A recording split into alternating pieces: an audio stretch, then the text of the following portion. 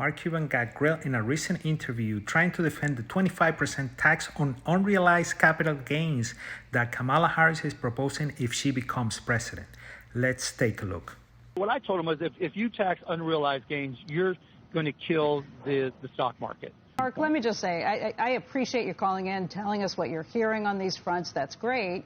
But as you've said yourself, you can't speak for the vice president. These are things they're telling you. Who knows what they're telling other people? My guess is they're telling anybody who's donating to them exactly what they want to hear at this point. What matters is what they say publicly and what they will stick to. No, absolutely, positively not. Right. Let me just be very clear. I don't know, like, why do you think that they're telling you the truth and not telling other people other things? I get it, but you've got to get the details right. You can't just... Yeah, but we have 60 days till an election. I just don't want everybody to trade on what we think and what we feel and what we think may happen. Exactly. Just tell us. I get your point exactly, right? But again, like any good CEO, you've got to do it when you get it right.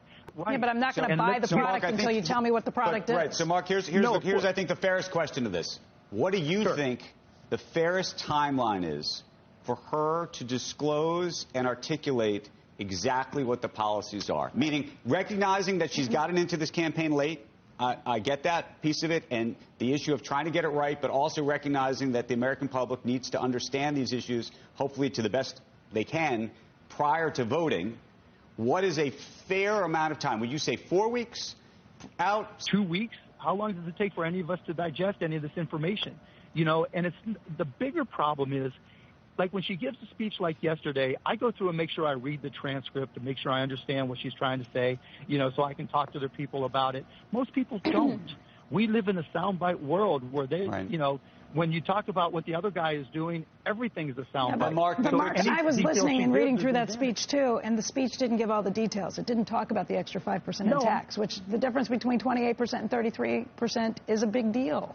As you can see, some people will vote for anyone who is not Donald Trump. It doesn't matter if this person knows much or a little about the economy.